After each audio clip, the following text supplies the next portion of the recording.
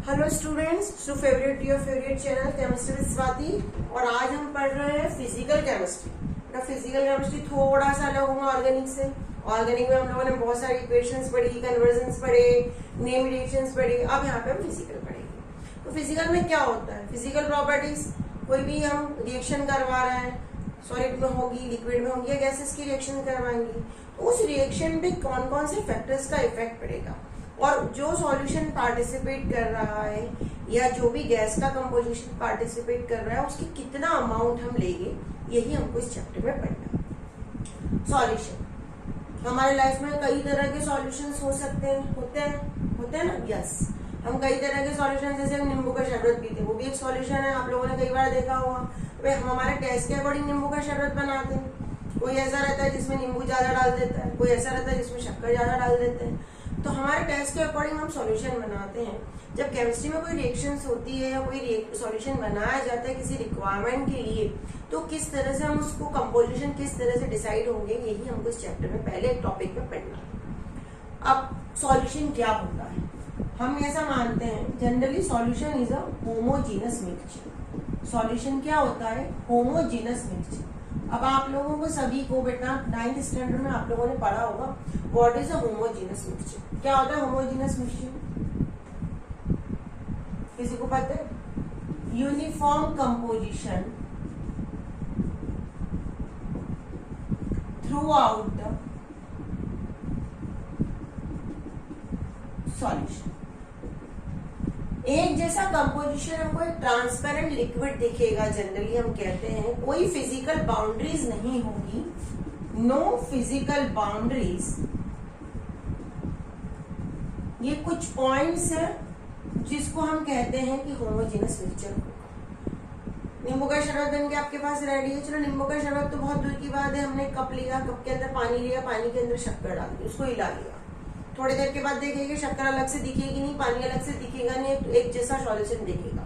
तो यूनिफॉर्म होगा वो सॉल्यूशन, एक जैसा का मतलब है वही है हमारा होमोजेनस मिक्सचर। उसके बाद मैंने सेकंड पॉइंट लिखा है नो फिजिकल बाउंड्रीज। ऐसा नहीं कि नीचे शक्कर अलग दिख रही है, ऊपर पानी अलग दिख रहा है, तो उसमें कोई फिजिकल बाउंड्रीज अलग नहीं होगी। इसी को हम कहते हैं homogeneous mixture. That is a homogeneous mixture.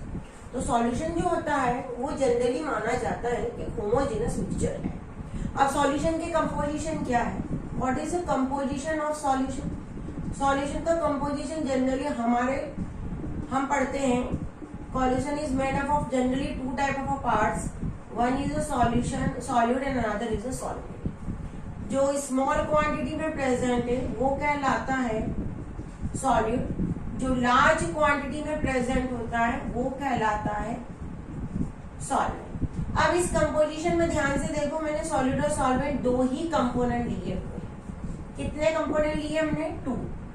When we take 2 component only, जब हम 2 कंपोनेंट ही लेते हैं तो हमारा जो सॉल्यूशन बनता है वो कहलाता है बाइनरी सॉल्यूशन। क्या? When we take only 2 component, then we made a solution is known as binary solution. 3 लेंगे तो अलग बनेगा।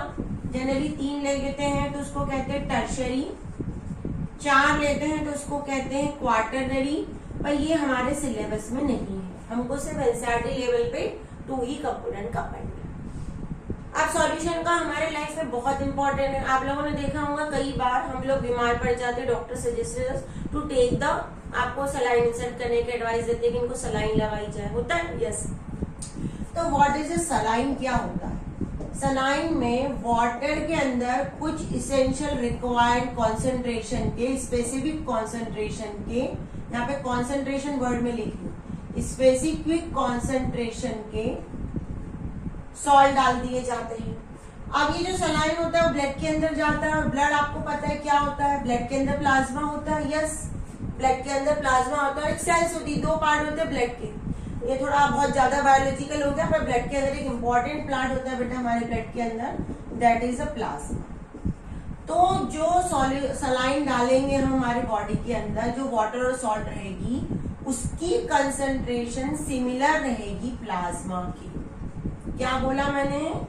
It has a similar concentration with the blood plasma, तभी हमारी बॉडी उसको एक्सेप्ट करेगी। नहीं तो एक्सेप्ट नहीं करेगी। मतलब हमको कॉन्सेंट्रेशन का ध्यान रखना पड़ेगा कि जो भी कॉन्सेंट्रेशन वाला हम सॉल्यूशन बना रहे हैं सलाइन के लिए, जैसे वाटर के अंदर हमने सॉल्ट डाला, ग्लूकोज डाला, तो उसकी एग्जैक्ट कॉन्सेंट्रेशन होनी चाहिए प्लाज्मा के अकॉर्डिंग। तो ये हमारी बॉडी क्या करेगी, उस सलाइन को एक्सेप्ट करेगी। तो ये हमारे डेली लाइफ में सॉल्यूशन का एक इम्पॉर्टेंट पार्ट आ गया कि सॉल्यूशन तो हमारी डेली लाइफ में आ ही रहा है। दूसरा, आप लोगों ने देखा होगा हम हमारे घरों में जनरली तांबे के बर्तन यूज करते, पूजा के लिए करते हैं ना। यस, हम लोग हमारे घर में तांबे के यूज करते हैं। तांबा क्या होता है, एक तरह से ब्रास होता है, हम हिंदी में उसको तांबा बोलते हैं, पर हमारी केमिस्ट्री में तांबा क्या होता है, ब्रास होता है। It is a made up of copper and zinc. ये कॉपर और जिंक का मतलब है एक यहाँ पे क्या बना, एक होमोजीनस मिक्सचर बना। ये भी it is also homogeneous mixture. तो ये भी एक हमारी डेली लाइफ में एग्जाम्पल होता है सॉल्यूशन। कई बार क्या होता है कि कई बार कुछ ऐसे सब्सटेंस होते हैं जो स्पेसिफिक कॉन्सेंट्रेशन में अमाउंट में प्रेजेंट है, तो हमारे लिए प्रॉब्लम नहीं होती, पर अगर उसकी कॉन्सेंट्रेशन बढ़ गई तो हमारे लिए प्रॉब्लम हो जाती है। जैसे फ्लोराइड, तो जनरली अगर हम फ्लोराइड की बात करें तो 1 ppm पार्ट्स पर मिलियन, ppm का मतलब यहाँ पे होता है पार्ट्स पर मिलियन। अभी हम थोड़ी देर से पढ़ेंगे पार्ट्स पर मिलियन क्या होता है। अगर ये 1 ppm प्रेजेंट है हमारे वाटर के अंदर, तो ये हमारे लिए बेनिफिशियल है। क्या है हमारे लिए, बेनिफिशियल है। टूथ डीके नहीं करेगा हमारा ये, बल्कि टूथ डीके से क्या करेगा, हमको प्रोटेक्ट करेगा। अगर सपोज इसकी कॉन्सेंट्रेशन 1.5 हो गई, सपोज इसकी कॉन्सेंट्रेशन 1.5 ppm हो गई, तो it is dangerous to our body. हमारी बॉडी के अंदर ये क्या हो जाएगा, डेंजरस हो जाएगा। बहुत सारी तकलीफ स्टार्ट हो जाएगी बॉडी के अंदर, हेल्थ स्टार्ट हो जाएंगे। मतलब स्पेसिफिक कॉन्सेंट्रेशन अमाउंट में प्रेजेंट होना बहुत जरूरी। ये तो हमने इतना समझ लिया हर एक जगह। अब हम पढ़ते हैं कि भाई हम कहा कि कॉन्सेंट्रेशन तो प्रेजेंट है, तो कॉन्सेंट्रेशन को कैसे डिसाइड करेंगे, क्या होती है कॉन्सेंट्रेशन। जनरली बेटा आप लोगों को पढ़ा होगा डाइल्यूट एंड कॉन्सेंट्रेटेड सॉल्यूशन, सभी ने पढ़ा होगा कि जनरली अगर जो नीट वाले बच्चे हैं, जो जेई वाले बच्चे, वो भी अगर 12th में कभी लैब में गए हो, प्रैक्टिकल किया हो, तो वहां पे कॉन्सेंट्रेटेड H2SO4, डाइल्यूट H2SO4 ऐसा लिखा रहता है। तो हम जनरली कहते हैं डाइल्यूट एसिड जनरली, और हम कहते हैं कॉन्सेंट्रेटेड एसिड। हम यही बोलते हैं, that is a concentrated acid, that is a dilute acid.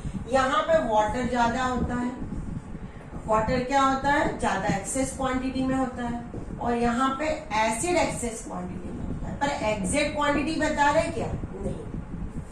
ये क्या बता रहे, क्वालिटेटिव एनालिसिस, ये बता रहे कि कितनी क्वालिटी में प्रेजेंट है। पर अगर हमको स्पेसिफिक रिएजेंट को प्रिपेयर करना है, स्पेसिफिक रिएक्शन के लिए, यूज के लिए, मेडिसिनल पर्पस के लिए, फार्मास्यूटिकल में, पेट्रोलियम इंडस्ट्री में, तो वहां पे हमको एग्जैक्ट क्वांटिटी पता होनी चाहिए। तो हम अगर इसका क्वांटिटेटिव एनालिसिस करेंगे, क्वांटिटेटिव एनालिसिस का मतलब होता है क्वांटिटी, कितनी क्वांटिटी में प्रेजेंट है। तो उस क्वांटिटेटिव एनालिसिस को समझने के लिए हमको कुछ कॉन्सेंट्रेशन टर्म्स को समझना पड़ेगा। क्या पढ़ना पड़ेगा, कॉन्सेंट्रेशन टर्म्स।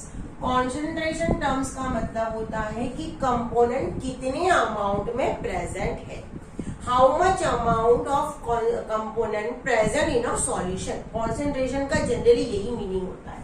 क्या बोला मैंने, कॉन्सेंट्रेशन का जनरल मीनिंग ये होता है कि कितने अमाउंट में कंपोनेंट प्रेजेंट है, amount of component present in solution, ये कहलाता है जनरल कॉन्सेंट्रेशन। अब हमारे पास कॉन्सेंट्रेशन को बताने के लिए कई टर्म्स हैं। हम एक एक टर्म्स को पहले पढ़ लेते हैं, समझ लेते हैं कि किस तरह से ये टर्म्स यूजफुल है और किस तरह से इनके फॉर्मूलेस होते हैं। चलिए, अब पहले हमारे पास कॉन्सेंट्रेशन टर्म्स है जनरली मास परसेंटेज। क्या है हमारी पहली टर्म, मास परसेंटेज। मास परसेंटेज का मतलब क्या होता है, जनरली इसको ऐसा डिनोट किया जाता है, mass in mass percentage. Mass percentage is equal to लिखते हैं mass of a component upon total mass of solution into 100। हमने दो ऐसे सॉल्यूट और सॉल्वेंट ले लिए या दो कंपोनेंट से हमने कोई मिक्सचर प्रिपेयर किया, उसके अंदर ए और बी प्रेजेंट है। सपोज ए का हमने डाला, सपोज मैंने ए का लिया 30 ग्राम, मैंने बी का लिया 90 ग्राम, या सपोज मान लो 70 ग्राम, तो आपको 100 में समझ में आ जाएगा। ए और बी हमने लिए कोई दो कंपोनेंट, ए को डाला 30 ग्राम, बी को डाला हमने 70 ग्राम। अब हमको किसी ने कहा कि भाई ए का कितना अमाउंट प्रेजेंट है, how much amount of A present in a solution. ये टोटल मिलके सॉल्यूशन क्या बन जाएगा, ये टोटल जो है सॉल्यूशन इससे बन जाएगा 100। तो हम यहाँ पे इस फॉर्मूले में इस वैल्यू पुट करेंगे, टोटल क्या आ जाएगा 100, ए का कितना आ जाएगा 30, यहाँ पे 100% निकालना है। तो अगर इसको हम कैलकुलेशन करें यहाँ पे, तो हमको मास परसेंटेज ऑफ ए निकालना हो तो हम ए का लिखेंगे, ए का कितना है 30, जिसका निकालना उसकी वैल्यू कहाँ लिखोगे ऊपर। टोटल कितना होगा 70 + 30 100, और परसेंटेज 100, तो 100 से 100 के अंदर। तो हम ये मानेंगे कि उस सॉल्यूशन के अंदर ए का 30% प्रेजेंट है। क्या है, ए का 30% उस सॉल्यूशन के अंदर प्रेजेंट है। ये हमने मास परसेंटेज निकाला। अब हमने अगर जैसे यहाँ पे हमने ग्राम में लिया था, तो हम सॉलिड लेंगे तो हम मास निकालेंगे। अब किसी ने कहा मैडम हमने लिक्विड ले लिया, तो क्या करोगे, तो लिक्विड लेने के लिए हमारी कहानी थोड़ी बदल जाएंगी। देखो कैसे बदलती है। अगर किसी ने कहा मैडम लिक्विड में निकाल के बताओ आप हमको कि क्या होने वाला है, तो लिक्विड में हम लेंगे लिक्विड कैलकुलेशन को समझने के लिए वॉल्यूम परसेंटेज। क्या लिखेंगे, volume percentage, V × V percentage. दो लिक्विड है, एक ए होगा एक बी होगा, माना दोनों ने मिलकर सॉल्यूशन बना लिया। अब इसका फॉर्मूला क्या होगा, volume percentage is equal to volume of one component, कोई भी एक कंपोनेंट जिसका निकालना है उसका ऊपर लिखेंगे, upon total volume of solution into 100। अब जैसे कई बार सुन लो ध्यान से, जैसे मैंने लिखा ethylene glycol 30% in aqueous solution. तो इसका मतलब क्या है, ethylene glycol 30% in aqueous solution. इसका मीनिंग ये है कि इस कोई भी अगर सॉल्यूशन बना हुआ है, उस सॉल्यूशन के अंदर जो हमारा इथाइलिन ग्लाइकॉल है, सुन लो आप और समझ भी लो, क्योंकि एनसीईआरटी बुक में इसी टर्म्स में न्यूमेरिकल्स दिए। जैसे आपको कहा 30% ethylene glycol in aqueous solution. तो इसका मीनिंग क्या है, इस सेंटेंस का ये मीनिंग है कि कोई एक ऐसा सॉल्यूशन है जिसमें 30% दिया हुआ इथाइलिन ग्लाइकॉल, मतलब इथाइलिन ग्लाइकॉल कितने परसेंट है 30, और सॉल्यूशन कितना बनेगा, परसेंटेज का मतलब है 100, एक्वस का मतलब क्या होता है वाटर, तो वाटर कितना है 7। ये 30 का दिया। अगर किसी ने कहा मैडम 10% प्रेजेंट है, तो 10% का क्या बनेगा, यहाँ पे आ जाएगा इसकी जगह 10 आ जाएगा, इसकी जगह क्या आ जाएगा 90, और यहाँ पे तो 100 होने ही वाला है। एक्वस का मानना मतलब होता है कि सॉल्यूशन वाटर के अंदर बना हुआ है। हमेशा याद रखना, aqueous means solution is prepared in a water. 30% का मतलब ये है कि उस सॉल्यूशन के अंदर 30% इथाइलिन ग्लाइकॉल, वाटर कितना होगा 70, क्योंकि टोटल बात किसमें से हो रही है, परसेंटेज मतलब 100। ये कुछ टर्म्स है जो आपको किसी भी न्यूमेरिकल को सॉल्व करने के लिए बेसिक टर्म्स हमको पता होनी चाहिए, क्योंकि जितना अच्छा हमारा बेसिक नॉलेज होगा उतना ही अच्छा हम आगे कुछ कर पाएंगे। जो स्टूडेंट नीट और जेईई की प्रिपरेशन कर रहे हैं उनको लिए तो न्यूमेरिकल सबसे ज्यादा इंपॉर्टेंट है। आपको पास न्यूमेरिकल में चॉइस का वो होती है कि आपको टिक ही करने होते हैं। जो एनसीईआरटी स्टूडेंट्स हैं उनको कम से कम ये फायदा होता है कि वहाँ पे अगर गिवन लिख दिया, फॉर्मूला लिख दिया, तो हमको कुछ मार्क्स मिल जाने की संभावना ज्यादा होती है। तो हमको हर वे में पढ़ते आना चाहिए। अब हमारी थर्ड जो हमारी कॉन्सेंट्रेशन टर्म्स है, ध्यान दो इधर, थर्ड हम पढ़ रहे हैं यहाँ पे ppm, पार्ट्स पर मिलियन, पार्ट्स पर मिलियन का मतलब होता है कि कई बार जो सॉल्यूट होता है वो बहुत ज्यादा ट्रेस क्वांटिटी में प्रेजेंट होता है। ट्रेस क्वांटिटी का मतलब है very small amount, very small amount लिख सकते हैं। तो उस कंडीशन में जो कॉन्सेंट्रेशन निकालते हैं हम, वो हम निकालते हैं पीपीएम। अब पीपीएम का क्या लिखोगे? Ppm is equal two parts of component, parts of component upon total parts of component of solution into 10 to the power 6। कई बार आप लोगों ने सुना होगा in specially in winter season Delhi में कई बार आता है कि विजिबिलिटी बहुत कम है, फोग का लेवल बहुत बढ़ गया, तो जो कॉन्सेंट्रेशन दी रहती है वहां पे वो लिखते हैं पीपीएम। कार्बन मोनोऑक्साइड इतने पीपीएम प्रेजेंट है, नाइट्रिक ऑक्साइड इतने पीपीएम प्रेजेंट है, नाइट्रोजन डाइऑक्साइड इतने पीपीएम प्रेजेंट है, कार्बन मोनोऑक्साइड इतने पीपीएम प्रेजेंट है। पीपीएम मतलब बहुत स्मॉल अमाउंट में प्रेजेंट होता है। इसको न्यूमेरिकल से हम करने की कोशिश भी करेंगे कि कैसे हम इसको समझ सकते हैं। पार्ट्स पर मीडियम, वेरी स्मॉल क्वांटिटी। उसके बाद एक होता है, ये जो दो टर्म्स हमें सिखा रही हूँ, तीन टर्म्स जो बच्ची हुई, वो बहुत ज्यादा इंपॉर्टेंट है। यानी मान के चलो कि हमारे एनसीईआरटी के जितने न्यूमेरिकल्स है, वो सभी न्यूमेरिकल्स में आपका 70% इसी का रोल रहेगा। अब उसके बाद होता है मोल फ्रैक्शन। जनरली जो गैसेस होती है उसके क्या लेते हैं हम? जनरली हम गैसेस के लेते हैं मोल।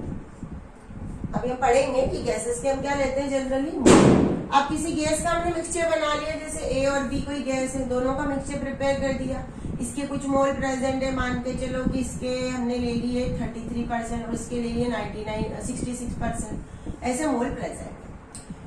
अब हमको निकालना है सॉल्यूशन में, हमको नहीं पता कि भाई कितने परसेंटेज कितना मोल प्रेजेंट है, तो उसके लिए मोल फ्रैक्शन निकालेंगे। मोल फ्रैक्शन को जनरली ऐसे बनाया जाता है, इसका फॉर्मूला होता है mole fraction is equal to mole of one component upon total mole of solution. जैसे हमने ए और बी लिए, किसी ने कहा ए का निकालना है, तो यहाँ पे एक्स ए लिखेंगे, मोल फ्रैक्शन ए का निकाल रहे हैं हम। यहाँ पे ऊपर लिख देंगे mole of A upon total mole of A plus B, ऐसा फॉर्मूला बनेगा। सेम किसी ने कहा मैडम बी का निकालना है, तो यहाँ पे आ जाएगा बी, यहाँ पे लिख लेंगे total mole of B.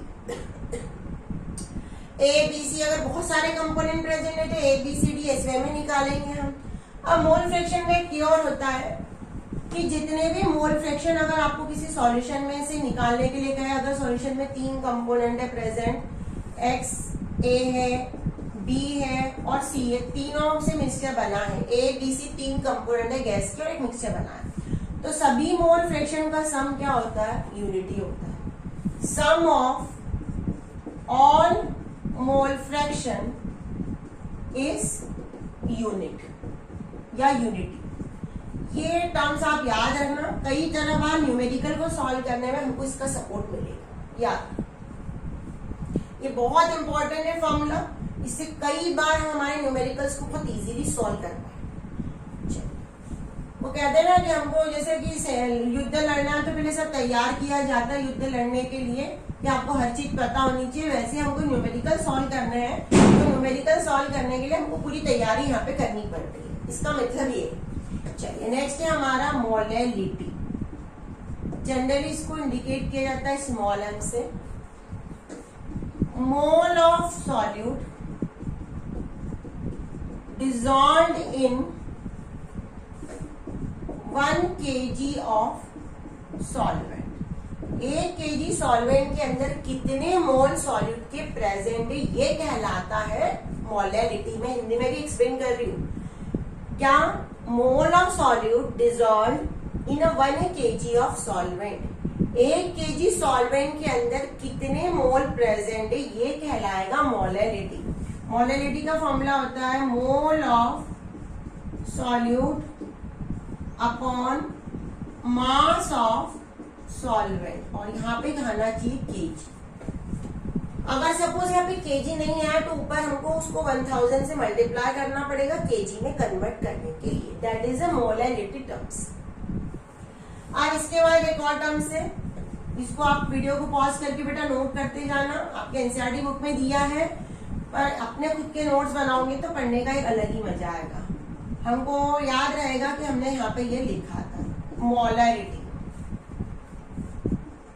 Mole of solute dissolved in 1 liter of solution। 1 litre solution के अंदर कितने मोल सॉल्यूट के प्रेजेंट है, ये कहलाता है मोलैरिटी।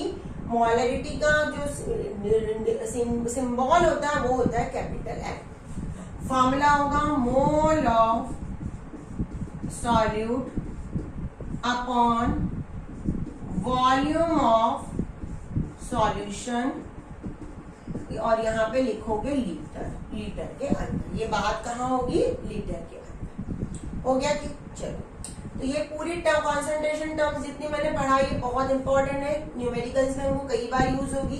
अब इसमें आपको कुछ चीजें ऐसी है जो हमारे ये समझना इसलिए जरूरी है क्योंकि हमको एसर्शन रीजन टाइप के क्वेश्चन सॉल्व करने हैं, हमको मेन एमसीक्यू क्वेश्चन सॉल्व करना है, और कई बार हमारे नॉलेज को दूसरे वे में जैसे हमारी नजर में नहीं होता, हम सोचते हैं इंपॉर्टेंट नहीं है, पर कई बार वही टॉपिक से हमको क्वेश्चन आ जाते हैं। तो आप याद रखना, mass percentage, ppm, mole fraction और मोलैरिटी, ये चारों टर्म्स टेम्परेचर इंडिपेंडेंट है। इसका टेम्परेचर पे कोई भी इफेक्ट नहीं पड़ता है। तो ये टर्म्स को बहुत ज्यादा प्रायोरिटी दी जाती है हमारी क्वांटिटेटिव एनालिसिस में। क्वांटिटेटिव एनालिसिस में इन चारों को ज्यादा प्रेफरेंस दिया जाता है क्योंकि ये टेम्परेचर इंडिपेंडेंट टर्म्स है। जो हमारा मोलैरिटी है वो टेम्परेचर डिपेंडेंट है। Molarity is a temperature dependent because molarity के अंदर होता है वॉल्यूम, और वॉल्यूम टेम्परेचर से वेरी करता है। यही कुछ चीजें आप लर्न कर लेना, नोट कर लो इसको, टेम्परेचर डिपेंडेंट। ये कुछ टर्म्स मैंने आपको उस कॉन्सेंट्रेशन की समझा दी। अब है हमको समझना है नेक्स्ट हमारे न्यूमेरिकल्स। एक एक हम न्यूमेरिकल्स करते हैं। एनसीईआरटी के इंडेक्स क्वेश्चंस ही मैं करवा रही हूँ कि आपको सपोर्ट भी मिले। एनसीईआरटी सॉल्व करो तो हमारा कॉन्फिडेंस लूज ना हो।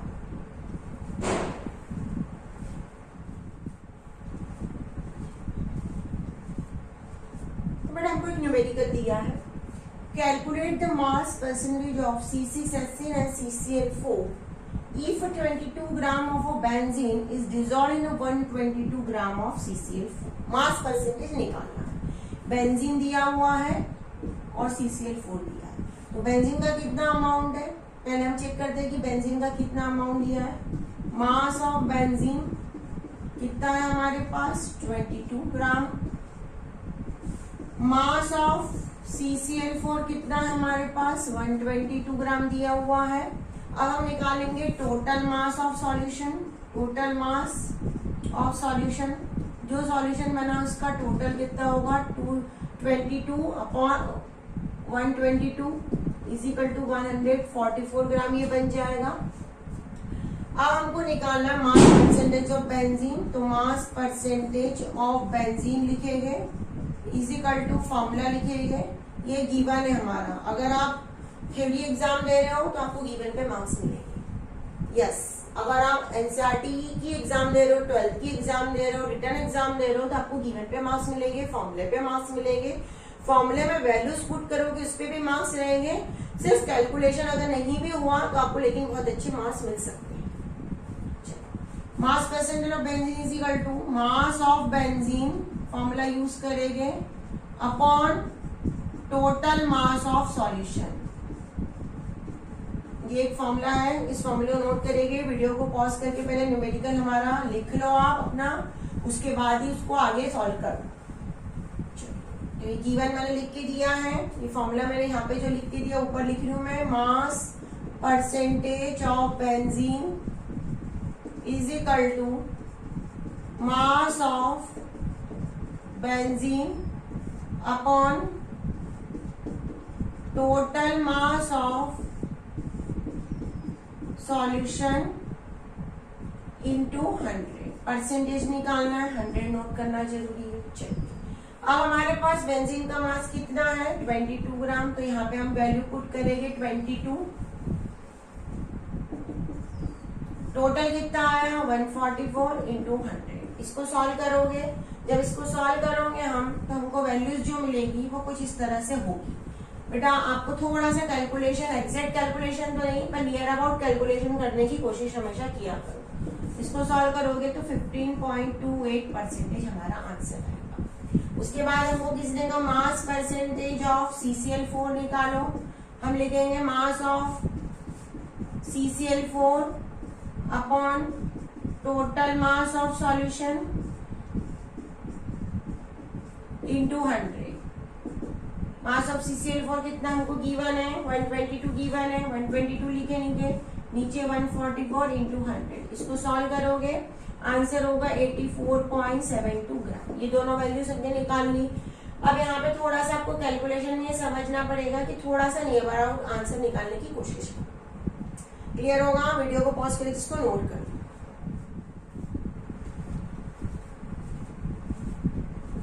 ये न्यूमेरिकल हमारे पास है। Calculate the mole fraction of benzene in a solution containing 30% by mass in CCl4।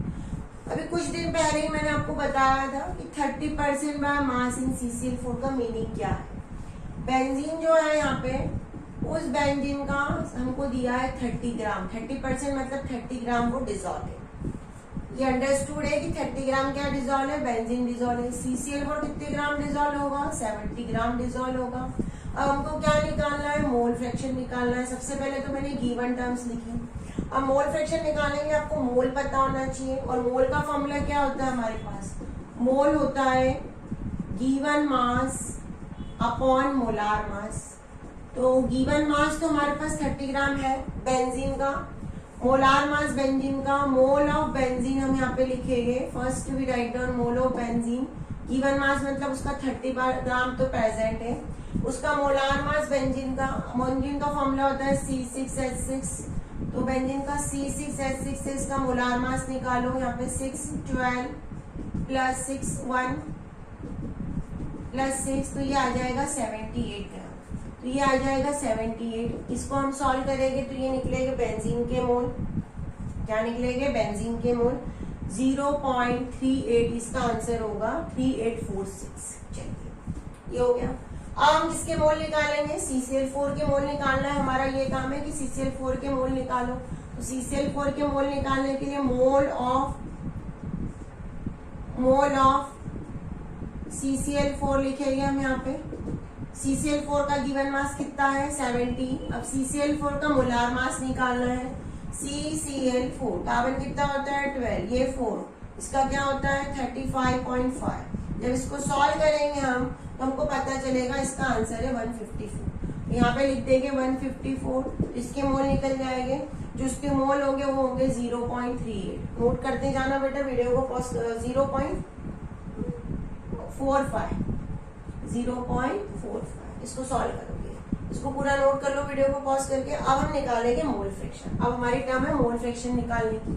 अब कैसे हम मोल फ्रैक्शन निकालेंगे, देखो यहाँ पे हमने जो अभी कॉन्सेंट्रेशन टर्म्स यूज पढ़ी है उन्हीं कॉन्सेंट्रेशन टर्म्स को यहाँ पे हमको अप्लाई करना है। यहाँ पे लिखेंगे x, ईटा कहते हैं इसको जनरली, ईटा। इसका निकाल रहे हैं सबसे पहले बेंजीन का। तो यहाँ पे लिखेंगे mole fraction of benzene is equal to mole of benzene upon total mole of solution. जो भी सॉल्यूशन है उसमें टोटल मोल यहाँ पे हम ऐसा नोट करेंगे। चलिए अब हमारे पास मोल ऑफ बेंजीन कितना निकला है। अभी हमने बेंजीन के मोल निकाल के रख लिए हैं। यस, कितने हैं 0.38, 0.3846। टोटल दोनों मोल आ जाएंगे 0.3846 plus 0.45।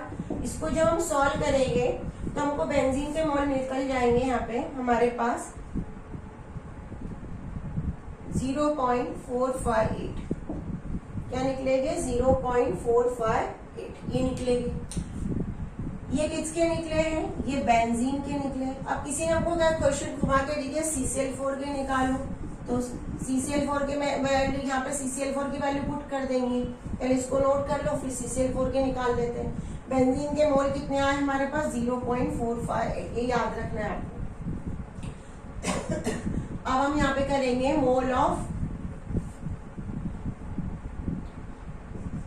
Mole fraction of CCl4 is equal to mole of CCl4 upon total mole. CCl4 के मोल थे 0.45, तो यहाँ पे वैल्यू पुट कर दो 0.45। इसको सॉल्व करोगे जब तो हमको आंसर मिलेगा, जो भी आंसर मिलेगा कैलकुलेशन करो, आंसर मिल जाएगा। ये एक तरीका हुआ। अब इस तरीके को करने के साथ ही एक दूसरा तरीका भी आप फॉलो कर सकते हो। देखो एक ट्रिक है, क्या है, एक ट्रिक है। अगर हमारे पास दो कंपोनेंट है, एक का मोल फ्रैक्शन निकल गया, दूसरे का निकालना है, तो जो पहली वाली वैल्यू आई थी बेंजीन की मोल फ्रैक्शन की वैल्यू क्या आई थी, बेंजीन के मोल फ्रैक्शन की वैल्यू आई थी 0.458। तो 1 माइनस 0.458, क्योंकि अभी थोड़ी देर पहले हमने पढ़ा था sum of all mole fraction is equal to unit. कैसे, दो मोल फ्रैक्शन है हमारे पास, एक था बेंजीन, दूसरा था CCl4 इज इक्वल टू 1। यही मैंने कल लिखवाया था, sum of all mole fraction is equal to unit होता है। बेंजीन के हमने कितने निकाले 0.458, CCl4 के हमको निकालने हैं 1, तो हम CCl4 के मोल फ्रैक्शन निकालेंगे 1 minus 0.458। We are going to, if you are going to give the theoretical examination at the same time you have to write down complete method। Method पूरी लिखोगे, कैलकुलेशन करते समय टेक का follow कर लोगे, बड़ा calculation को बचने से लिए। बस क्लियर हो गया, इसको पॉज करके नोट कर लो। एक हमको बहुत अच्छा न्यूमेरिकल दिया हुआ है, calculate the molarity 30 gram of CONO3 into twice 6H2 is in 4.3 litre of solution. सबसे पहले हम ट्राई करते हैं कि हमको क्या क्या गिवन है और क्या क्या हमको निकालना है। गिवन में हम क्या क्या लिख सकते हैं, हमको CONO3 into 6H2 का अमाउंट दिया हुआ है 30 ग्राम प्रेजेंट। गिवन में हम लिखेंगे गिवन मास, इसका गिवन मास है हमारे पास, इसका गिवन मास 30 ग्राम, किसका है CONO3 twice into 6H2 का। और हमको वॉल्यूम गिवन है, कितना वॉल्यूम में प्रेजेंट है 4.3 लीटर सॉल्यूशन में प्रेजेंट है। ये हमको क्या निकालना है, हमको कैपिटल M निकालना है। अब हमको कैपिटल M निकालने का फॉर्मूला क्या होता है हमारा, मोलरिटी का फॉर्मूला होता है mole of solute upon volume of solution. ये हमारा फॉर्मूला है। तो हमारे पास वॉल्यूम तो है, मोल निकालने के लिए हमको सॉल्यूट के मोल निकालने पड़ेंगे। और मोल का फॉर्मूला क्या होता है, मोल का फॉर्मूला होता है given mass upon molar mass, मतलब कि हमको CONH3 ट्वाइस का मोलार मास निकालना पड़ेगा। तो CONH3 का जो मोलार मास होता है, यही देख लो आप, वाटर का सबको पता है 18 होता है, 6 प्लस CO कोबाल्ट का होता है 59 प्लस नाइट्रोजन का कितना होता है प्रेजेंट 14 प्लस ऑक्सीजन कितना है 3 और ये 16 और ये पूरी टर्म्स 2। जरा थोड़ा सा मैं एक्सपांड करके लिख ली हूँ, आपको समझ में आ जाए। वीडियो को पॉज करके पहले बेटा न्यूमेरिकल्स की वो लिख लो कि क्या हमको गिवन है और सब कुछ क्या है, तो आपको इजी रहेगा क्वेश्चन सॉल्व करने में। CONO3 ये ट्वाइस इंटू 6H2, कोबाल्ट का होता है 59 प्लस नाइट्रोजन का होता है 14, यहाँ पे 3 है इसलिए इसको बाहर लिखा है, ऑक्सीजन होता है 16, ये पूरी टर्म्स को 2 प्लस 6 और वाटर का होता है 80। जब इसको हम पूरे को सॉल्व करेंगे तो हमको आंसर मिलेगा 291 ग्राम। तो इसका मोलार मास क्या निकला 291 निकला। Given mass upon molar mass, given mass कितना है हमारे पास, गिवन मास हमारे पास है 30 और ये है 291, तो ये मोल आ गए हमारे पास, दैट इज द मोल। अब इस मोल को यहाँ पे वैल्यू पुट करो, m इज इक्वल टू मोल की जगह क्या लिखोगे 30 अपॉन 291। वॉल्यूम कितना गिवन है हमको, वॉल्यूम हमको गिवन है 4.3 लीटर में ही है, इसलिए चेंज करने की जरूरत ही नहीं है। तो जो आंसर मिलेगा वो मिलेगा 0.0 23 मोल पर लीटर। अब आपको थोड़ा सा यहाँ पे एक चीज का बहुत अच्छे से ध्यान रखना है। हमको जो दिया हुआ है कि हमको जो निकालना है वो हमको निकालना है मोलैरिटी। हमको क्या निकालना है? मोलैरिटी। और मोलैरिटी हमारी आई है 0.023। अब इसके साथ हमेशा आपको मोल पर लीटर वाली यूनिट यूज करनी है। यस, क्यों? क्योंकि सॉलिड के मोल लिए, नीचे क्या लिया है? वॉल्यूम। वॉल्यूम को मेजर किससे करते हैं? लीटर, तो मोल पर लीटर। तो आपको हमेशा मोल पर लीटर लिखना है। इसको कई बार ऐसा भी लिखा जाता है, दोनों चीजें एक ही है। वो था सी।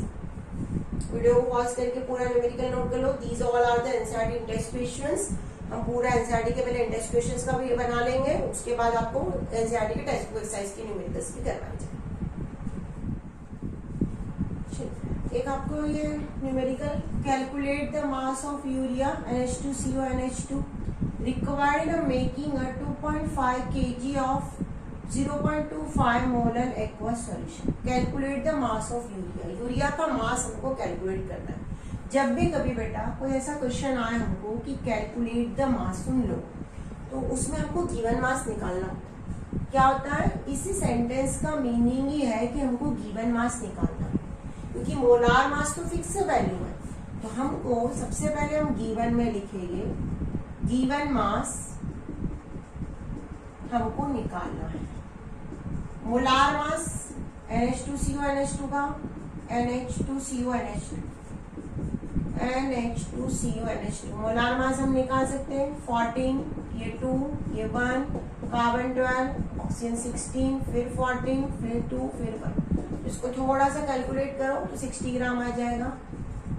तो यहाँ पे हम लिख देंगे 60 ग्राम।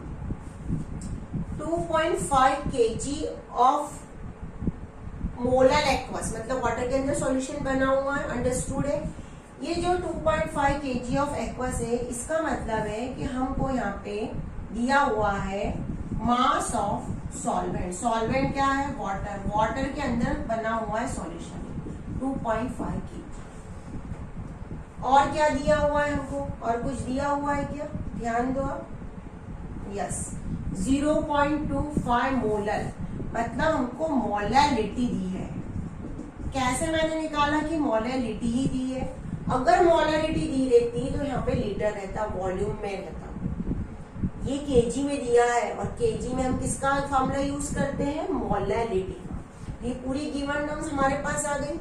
सबसे पहले हमको न्यूमेरिकल्स को सॉल्व करने की ट्रिक होती है कि सबसे पहले न्यूमेरिकल्स को 2 से 3 बार बहुत अच्छे से पढ़ो और फाइंड आउट करो कि हमको क्या क्या गिवन है और हम उसको कैसे सॉल्व करेंगे। उसके बाद हमारे माइंड में जैसे हमको पता चल गया कि हमको ये गिवन और ये वैल्यू फाइंड आउट करनी है, क्विकली हमको उसके लिए फॉर्मूला यूज करते आना चाहिए कि हमको इस फॉर्मूले को यूज करना है। वीडियो को पॉज करके पहले बेटा इसको नोट कर लो। अब हम फॉर्मूला अप्लाई करेंगे मोलैरिटी का, क्योंकि मोलैरिटी गिवन है तो मतलब हम मोलैरिटी का ही फॉर्मूला यूज करेंगे। अब मोलैरिटी का फॉर्मूला क्या होता है हमारे पास? ध्यान रखना। What is the formula of molarity here? Molarity is equal to होता है mole of solute upon mass of solvent. ये हमारे पास फॉर्मूला है।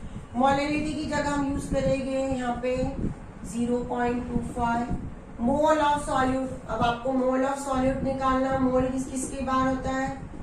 Given mass upon molar mass होता है। यस, गिवन मास तो हमको इसमें निकालना ही है, इसको हम लिख देते हैं गिवन मास को स्मॉल m। मोलार मास कितना आया? 60। तो हम यहाँ पे लिखेंगे गिवन मास अपॉन 60 इंटू क्या दिया है हमको? 2.5। तो हम गिवन मास की वैल्यू निकालने के लिए वैल्यू को शिफ्ट करेंगे 0.25 इंटू 60 इंटू 2.5। जब इसको सॉल्व करेंगे हम, ध्यान दो, जब इसको सॉल्व करेंगे हम तो आंसर आएगा 37.5 ग्राम। कुछ भी नहीं था, सिर्फ एक सिंपल से फॉर्मूले में वैल्यू पुट करनी थी, पर हमको उसमें क्वेश्चन को टेस्ट करके दिया था। आपको यहाँ पे कंफ्यूजन हो सकता था मोलर एक्वस सॉल्यूशन, तुम चले जाते वाटर पे, मैडम वाटर भी निकाल देगा दिया है। बेटा एक्वस सॉल्यूशन दिया हुआ, वाटर का कोई मतलब नहीं है। यहाँ पे वाटर है पर उसको कैलकुलेशन भी नहीं देना। 2.5 kg ये समझ में ही नहीं आता। तो आपको ये क्वेश्चंस को करवाने से ये समझ में आना चाहिए जब हम पढ़े तब कि इनको क्या दिया। वीडियो को पॉज करके नोट कर लो बेटा। न्यूमेरिकल्स ये है बेटा, calculate the molarity and mole fraction of a KI if the density of 20% mass by mass aqueous KI is 1.202 gram ml। आपको ये दिया हुआ है ग्राम ml, ग्राम पर मोल होगा। चलिए, तो अब हमको इसमें तीन चीजें निकालनी है, मोलारिटी एंड मोल फ्रैक्शन। हमारे पास सिर्फ दो चीजें हमको दिख रही है, 20% दिख रहा है और 1.20 डेंसिटी दिख रही है। तो हम इनसे कुछ चीजों को क्या करेंगे, पहले तो कनेक्ट करने की कोशिश करेंगे। 20% का मतलब क्या होता है, KI कितने परसेंट है, 20 ग्राम है। एक्वस का मतलब है वाटर, तो वाटर कितने ग्राम हो गया, वाटर हो गया 80 ग्राम हो गया। अब आपको अगर मोलैरिटी निकालनी है, KI क्या बनेगा हमारा, अंडरस्टूड है, सॉल्यूट बनेगा, और ये क्या बनेगा, सॉल्वेंट बनेगा। अंडरस्टूड ये सब चीजें। तो हम सबसे पहले KI के और वाटर के मोल निकाल के रख लेते हैं। तो हमको मोल निकलेंगे तो बहुत सारी चीजें हमारी सॉर्ट आउट हो जाएगी। अब मोल निकालने के लिए KI के mole of KI, given mass कितना है KI का 20, मोलार मास KI का मोलार मास देखो यहाँ पे KI, पोटेशियम होता है 39, तो आपको थोड़े बहुत तो टर्म्स बेटा लर्न करनी ही पड़ेगी। और आयोडीन होता है 127, उससे बेटा हमारा जो आंसर आएगा वो बनेगा 166। तो हम यहाँ पे नोट करेंगे 20/166। ये हो गया हमारे मोल ऑफ KI निकल गए। अब हम मोल ऑफ वाटर भी निकाल के रख सकते हैं अगर हमको रिक्वायरमेंट रही तो। मोल ऑफ वाटर, अगर ऐसे तो रिक्वायरमेंट वाटर के मोल की रहती नहीं, फिर भी हम निकाल लेते हैं 80। पर हमको मोल फ्रैक्शन निकालना जरूरत पड़ेगी, पक्की बात है। 80/80, ये हमने दोनों के मोल यहाँ पे निकाल के रख लिए। चलिए, अब हम मूव करते हैं मोलैरिटी की ओर। क्या, मोलैरिटी की ओर। इतना वीडियो को पॉज करके बेटा पहले नोट कर लो, तो उसके बाद ही हम आगे का काम करेंगे। मोलैरिटी का फॉर्मूला क्या होता है हमारे पास, ध्यान दो।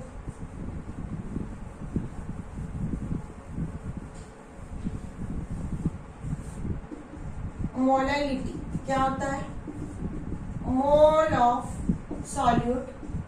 बेटा हर बार फॉर्मूला नोट करना है, ऐसा नहीं कि एक बार कर लिया मैं हमको आता नहीं, आपको प्रैक्टिस करना है, परफेक्ट बनना है। Mole of solute upon mass of solvent kg में। सॉलिड के मोल कौन है, सॉलिड 20/166, तो हम यहाँ पे नोट करेंगे 20/166। सॉल्वेंट कौन है हमारा, वाटर है। वाटर कितने में, 80%, मतलब 80 ग्राम लिखा है हमने, ग्राम है तो उसको 1000 से मल्टीप्लाई करना पड़ेगा किलोग्राम में कन्वर्ट करने के लिए। मोल ऑफ सॉल्यूट, मोल था हमारा KI 20/166 के मोल थे, मोल की जगह ये लिखा है। मास ऑफ सॉल्वेंट, सॉल्यूशन किसके अंदर बना हुआ है, वाटर के अंदर बना है। वाटर कितने अमाउंट में प्रेजेंट है, 80%, मतलब 80 ग्राम।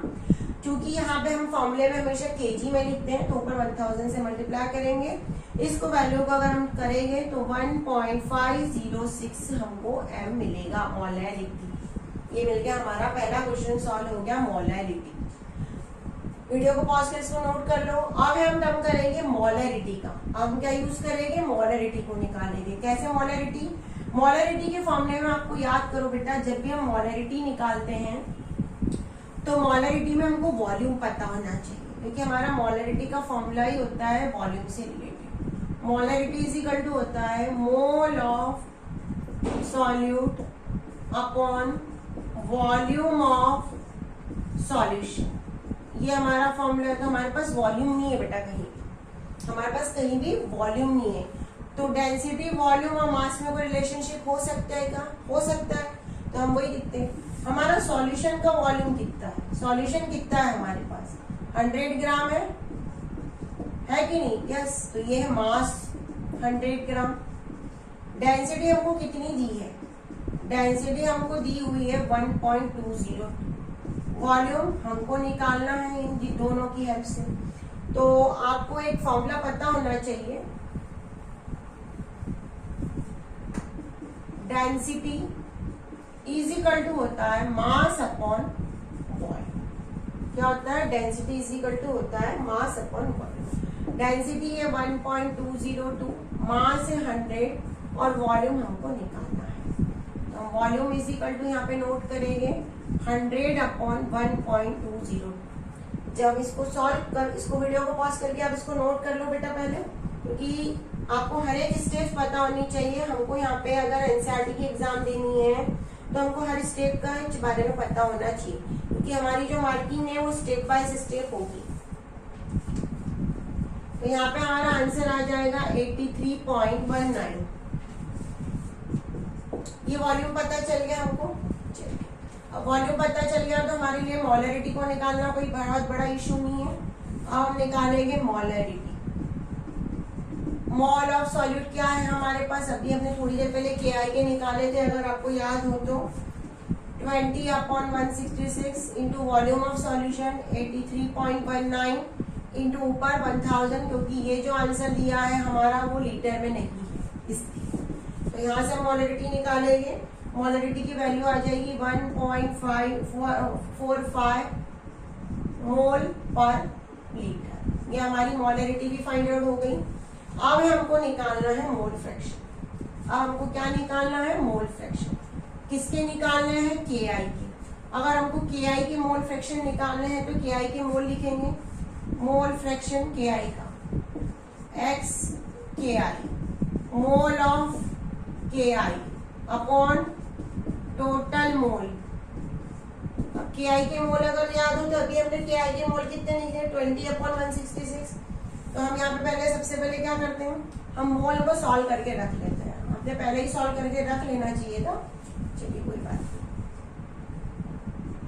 Mole of KI 20 upon 166। मैंने कहा नियर अबाउट कैलकुलेशन करना बेटा, क्योंकि आपको बहुत बड़ा कैलकुलेशन हम कर नहीं पाएंगे।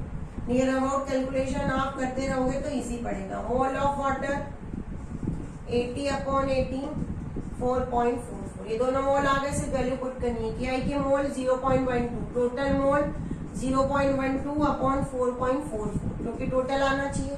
तो KI की मोल अब दोनों के टोटल करो तो 0.12 डिवाइडेड बाय 7, जो भी होगा वो आंसर, मैं डायरेक्ट आंसर लिख दे रही हूँ 0.0263।